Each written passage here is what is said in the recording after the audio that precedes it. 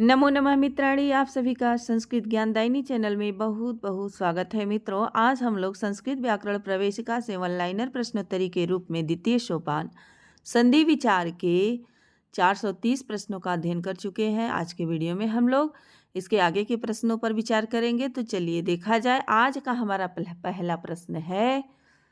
आज का पहला प्रश्न क्या है कि वा पदांत में विकल्प से पर सवर्ण करने वाला सूत्र क्या है। तो पदांत में विकल्प से पर सवर्ण करने वाला सूत्र वा पदांतस्य है। पक्ष में क्या होगा? मो अनुस्वार हो जाएगा। क्यों होगा कि अनुस्वार यही कहता है कि यदि पदांत म के बाद कोई व्यंजन वर्ण आए तो जो म रहता है वह अनुस्वार में बदल जाता है। जैसे आप लोग पढ़े थे, त्वम करोसि, त्वम करोसि या करो, हाँ, त्वम करोसि। तो यहाँ क्या हो जाएगा?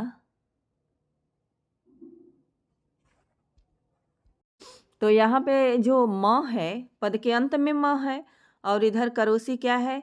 व्यंजन वर्ण है। तो हम म को अनुस्वार में बदल करके इस तरीके से रूप बना लेंगे, त्वम त्वम करोसि, करोसि। लेकिन जब यहीं पर वा पदांतस्य का नियम लगाएंगे तो विकल्प से क्या हो जाएगा? पदांत म के बाद जो है ये क अब यही प्रत्याहार का वर्ण है। तो यहाँ पर हमारा क का पंचम वर्ण क्या हो जाएगा? क ख ग घ अंग हो करके रूप हमारा बन जाएगा वा पदांतस्य से त्वं त्वं करोसि। इस तरह रूप बन जाएगा, यानी कि पंचम वर्ण में बदल जाएगा। फिर अगला क्वेश्चन हमारा है कि पदांत में स्थित अनुस्वार के बाद यही प्रत्याहार का वर्ण आए तो अनुस्वार को परवर्ती वर्ण के पंचम वर्ण करता है कौन सा? तो वा पदांतस्य। अब देखिए, पंचम वर्ण जितने भी यहाँ बने हैं सब वैकल्पिक जो है वा पदांतस्य से बने हुए हैं। त्वं त्वं करोषि, ये भी वा पदांतस्य का उदाहरण है। तृणम चरति, नदीं तरति, पुस्तकम पठति आदि सब सूत्र किसके उदाहरण है? तो वा पदांतस्य के उदाहरण है। आप जानते हैं कि वैकल्पिक विधान करता है अनुस्वार के स्थान पे पंचम वर्ण। अगला क्वेश्चन हमारा है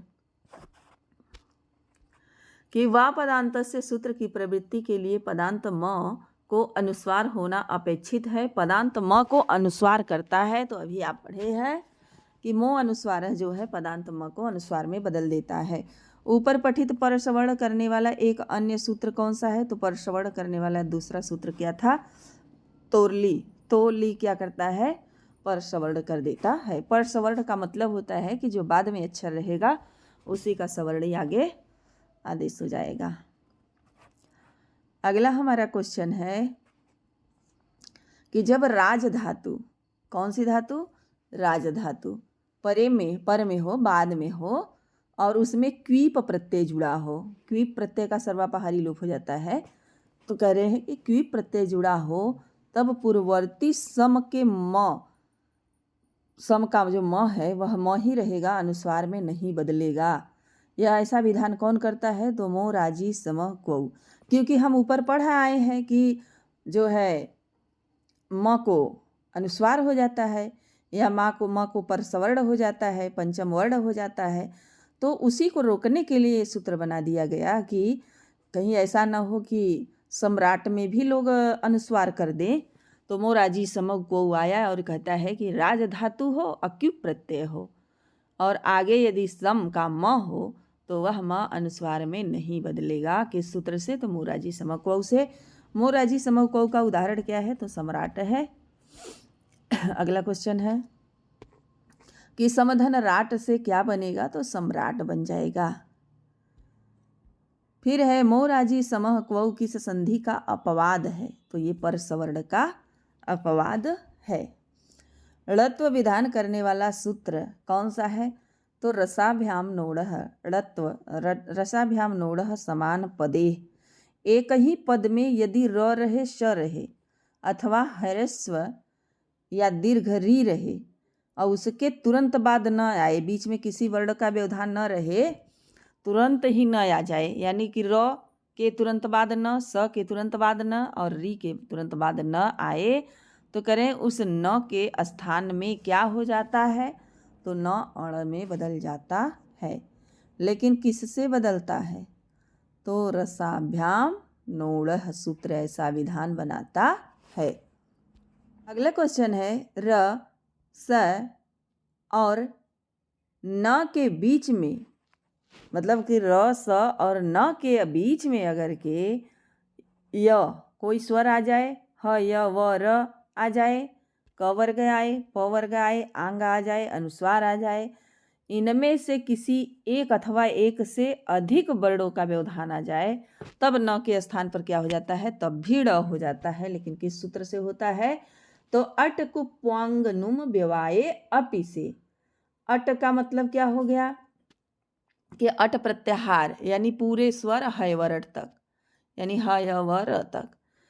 कु का मतलब क वर्ग, पु का मतलब क्या है, प का मतलब प वर्ग, और क्या, तो कह रहा है आंग, आंग, और नुम, नुम का मतलब अनुस्वार। अब व्यवाय अपि का मतलब क्या हो गया कि व्यवधान आ जाए, इन सब का व्यवधान आ जाए, बीच में आकर ये सब खड़े हो जाए, किसके बीच में, र स, यानी र और न के बीच में, स और न के बीच में इन सब का व्यवधान आ जाए, तो किस सूत्र से न कोड़ा होगा, तो बस तुरंत सिंपल सी चीज है, अटकुप्वांग नुम व्यवाये अपि से।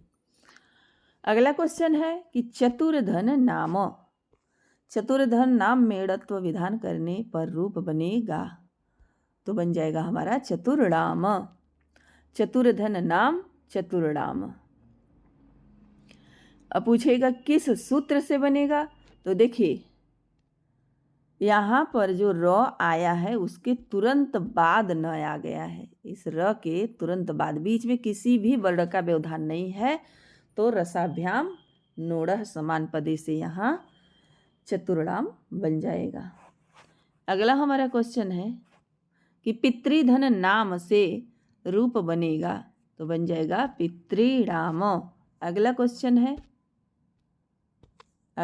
है कि चतुर्धन नाम में ड़त्व विधान करने पर रूप बनेगा, तो चतुर्णाम बन जाएगा, पितृधन राम नाम में पितृणाम बन जाएगा। इसी तरह अगला क्वेश्चन हमारा है कि पुषधन ना का क्या बन जाएगा, तो पुष्णा बन जाएगा।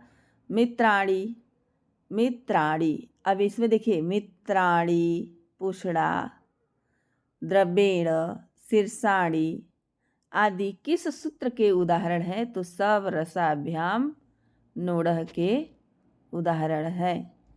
लेकिन जो मित्राणी है और द्रव्येण है और पुषधनना, हाँ ये तो समान पदे का हो जाएगा पुष्णा, लेकिन मित्राणी, द्रव्येण और शीर्षाणी ये सभी आपका अटकुप व्यवाये नुम का उदाहरण है। यहाँ गलत दे रखा है, क्योंकि मित्राणी, हम जो त्र है, त्र के बाद देखिए आ रहा है, त्र कैसे बनता है, त्र में आ का मात्रा लगा हुआ है, तो आ का व्यवधान आने के बाद अड़ आ रहा है, आ और ई का भी व्यवधान है, ई का भी व्यवधान है, तो क्या हो जाएगा हमारा अटकुप्वांग व्यवाय नुम से बन जाएगा। इसी तरह द्रव्येण में र क्या है, बहुत पहले है, और उसके बीच में व का, य का, ए का, इतने अक्षर का व्यवधान आ गया, तो यहाँ पर अटकुप्वांग व्यवाय नुम हो जाएगा। लेकिन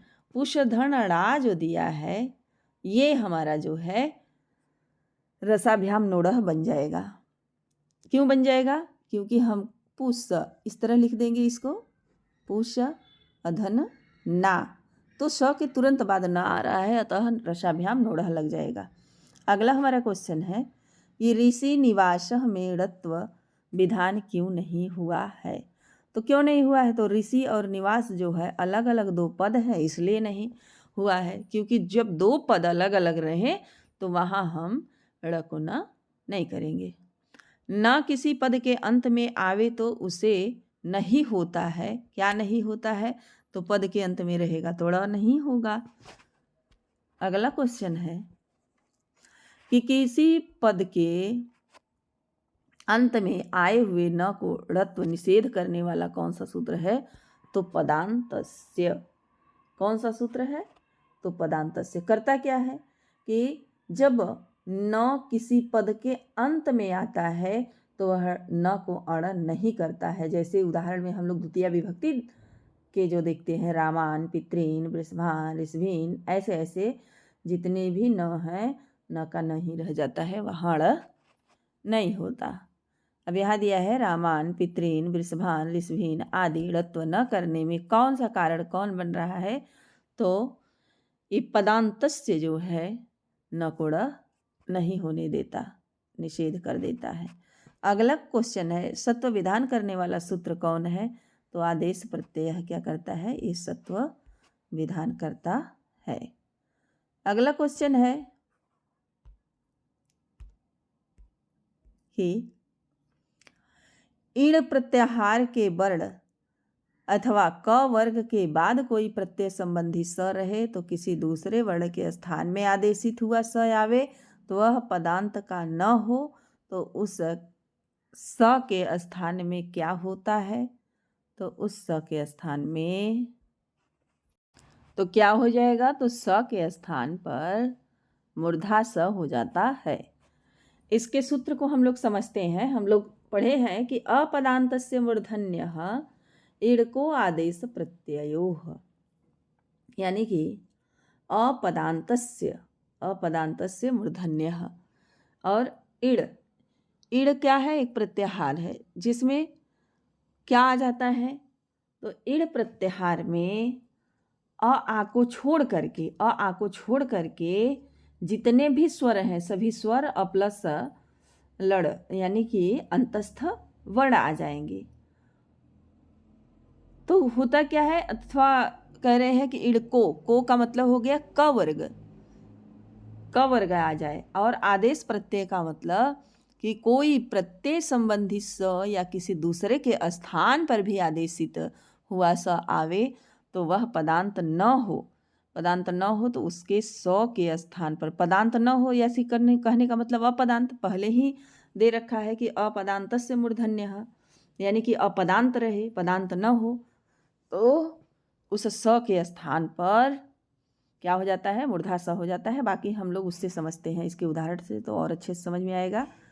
अगला क्वेश्चन हमारा है जैसे रामे धन सु। अब देखिए रामे में जो ए की मात्रा है, अब बताइए ए की मात्रा आ को छोड़ करके इड़ प्रत्याहार का वर्ण है और उसके बाद हमारा क्या आया? दंती सा आया। तो ये कह रहा है कि जैसे ही हम मिलाएंगे तो उसे सत्व कर देंगे। सत्व का मतलब कि दंती स को मूर्धा स में बदल देंगे, तो बन जाएगा रामे सु। कैसा रूप बन जाएगा? तो रूप हमारा बन जाएगा रा में सु। फिर है रामे धन सु में स की प्रकृति क्या होती है? तो प्रत्यय संबंधित है। कैसा है? तो प्रत्यय संबंधित। रामे धन सु में ईड़ क्या है? तो ए है। ए क्या है? वह ईड़ प्रत्याहार का है, यानी आ को छोड़ करके जितने स्वर हैं और अंतस्थ हैं सब ईड़ में आ जाएंगे। अगला हमारा क्वेश्चन है कि सत्व के प्रसंग में ईड़ प्रत्याहार के ड़कार कौन सा ग्रहित है? तो लड़। ए धन साम में मूर्धन्य हो करके रूप क्या बनेगा? तो ये आदेश प्रत्यय का है, तो यह बन जाएगा ए साम। अन्य साम, नदीषु, धेनेषु, वधूषु, गोषु, ग्लौषु उदाहरण है आदेश प्रत्यय के। ये सभी किसके हैं उदाहरण? तो आदेश प्रत्यय के हैं। अगला हमारा क्वेश्चन है, इसमें जो है नदीषु, धेनेषु, वधूषु, गोषु, ग्लौषु ये सभी उदाहरण जो हमारे इड़कों के हैं, अन्य साम और ए साम जो है ये आदेश प्रत्यय के उदाहरण है। अगला क्वेश्चन हमारा है कि रामस्य में स के पूर्व आने से स को क्यों नहीं सत्व क्यों नहीं हुआ? तो राम में कहा था कि आ को छोड़ करके, लेकिन राम में क्या है? आपका अंतिम में है। इसी के वजह से यहाँ सत्व विधान न हो करके दंती स के स्थान पर दंती स ही रह गया और रूप हमारा बन गया रामस्य। रूप क्या बन गया? रामस्य। अगला क्वेश्चन है पेश धन अति में सत्व विधान न होने पर रूप बनेगा तो पेशती ही रह जाएगा। पेश धन अति बराबर पेशती। पेशती में सत्व न होने का कारण क्या है? तो स न तो किसी प्रत्यय का है और न ही किसी आदेश का है। न किसी प्रत्यय का है न किसी आदेश का है तो पेशती जैसा है वैसा हो जाएगा। स पद के अंत में हो तो नहीं होगा। स पद के अंत में नहीं होगा तो सत्व नहीं होगा। जैसा स है या तो अनुस्वार विसर्ग हो जाएगा या तो स ही रह जाएगा, लेकिन सत्व विधान नहीं होगा। मित्रों, आज यहीं तक। इसके आगे का प्रश्न मैं अगले वीडियो में लेकर के आऊँगी। यदि आप हमारे चैनल पर नए हैं तो चैनल को सब्सक्राइब कर ले, बेल आइकन को प्रेस कर ले ताकि हम जो भी वीडियो अपलोड करें उसका नोटिफिकेशन आप तक पहुँचता रहे। धन्यवाद।